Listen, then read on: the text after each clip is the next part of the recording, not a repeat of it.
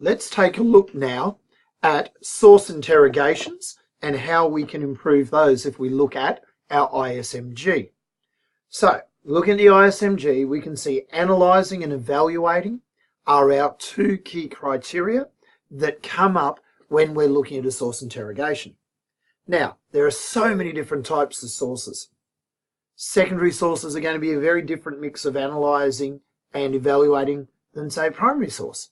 Primary, secondary will all come in very many different forms. It's going to be unlikely that you'll analyse and evaluate two secondary sources the same if you're looking at a website as opposed to say a written history by someone like Henry Reynolds.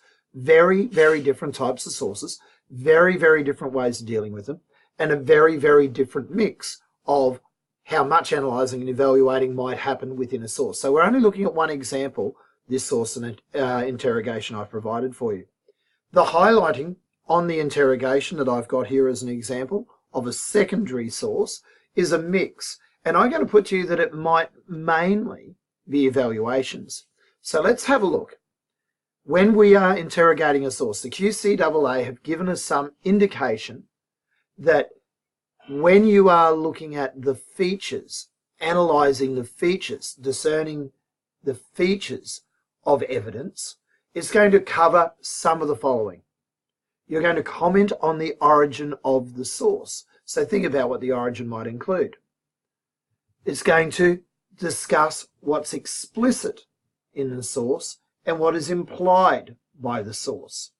So hopefully, if you were to hit pause here and you'd look at the yellow, you'd look at the yellow in my interrogation, and that must be about comments on the origin of the source. Comments on the origin of the source, it's a secondary source. It's an extract from Bottom's history of the frontier wars in Queensland. It's an extract taken from a bit that's talking about the nature of the conflicts. The origin of the source might consider something about the authorship, that Bottoms, Timothy Bottoms, is a member of the Professional Historians Association. In the blue, what's explicit, what's implicit? Well, let's have a look. Escalations in violence, such as that perpetrated by the Dowlings, White Posse, has been identified in other sources. White Posse is a quote from over here. There it is. So we're talking about something that is explicit in the source. So hopefully you can see some marrying up of ideas. What else would be a feature? Well, in our green, some discussion, some sort of look at in some sort of detail of context, background to the source. So we're talking about this source is drawing out of oral history. And that in some way, this interrogation that I've done should be connecting back to the key inquiry questions and sub-questions that I've spoken about in a previous flip video. And here it is, picking up the same sort of language, Queensland during the 19th century, playing out in the pastoral system, the pathway of pastoral expansion, okay, talking about the pioneering myth of settlement. Okay, this is linking back to my key inquiry question and its sub-questions. When we're looking at the features of any source, focus on that acronym ADAMANT that we've spoken about so many times.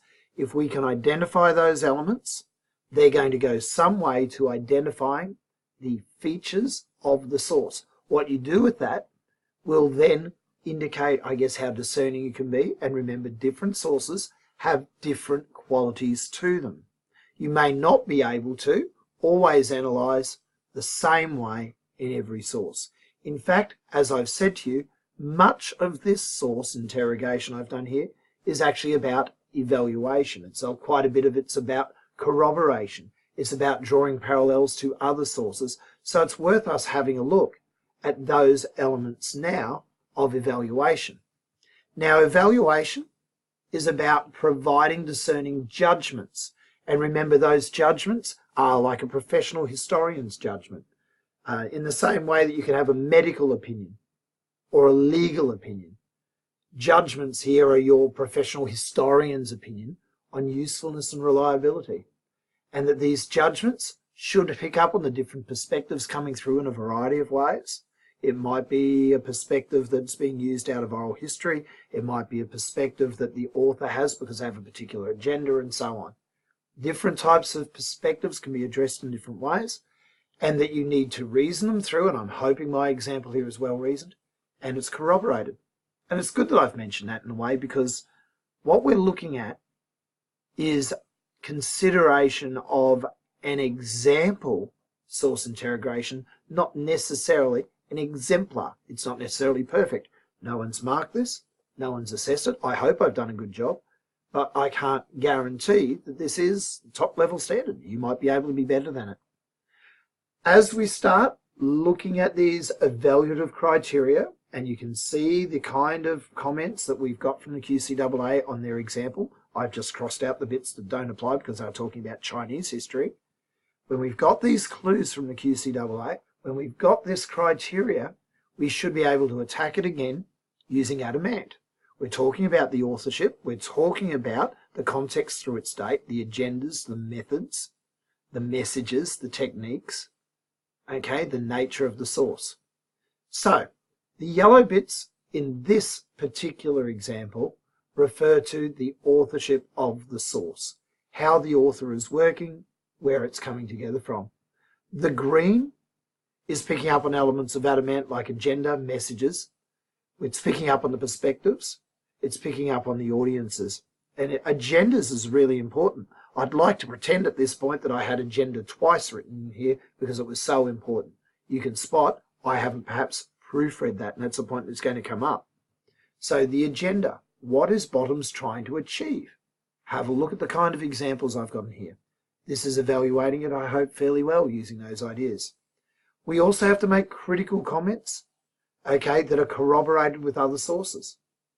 Okay, what other sources support what this author has to say? Now, remember, it's always going to have a mix of analysis and evaluation whenever you're doing a source interrogation. Let's draw it together. We've said there's one more criteria that can be picked up here, and that is creating and communicating. And hopefully you're seeing that even I need to proofread. I put together a quick resource like this. I need to proofread my work as well. And hopefully you've noticed a couple of little things where, simple things like lines where words have been split or doubling up on a word.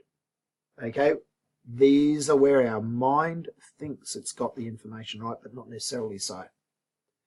You need to nuance your writing.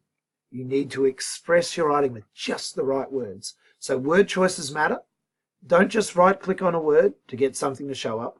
Think about what you're saying. Choose your words. Choosing the right word to communicate just the right meaning is about judgment again. And that's why we get the high-level grades for this kind of expression. Don't be afraid to use terminology. Use the specific words for a specific situation. That will help you to be succinct, to be clear. Make sure you're making minimal efforts in spelling, grammar, and punctuation.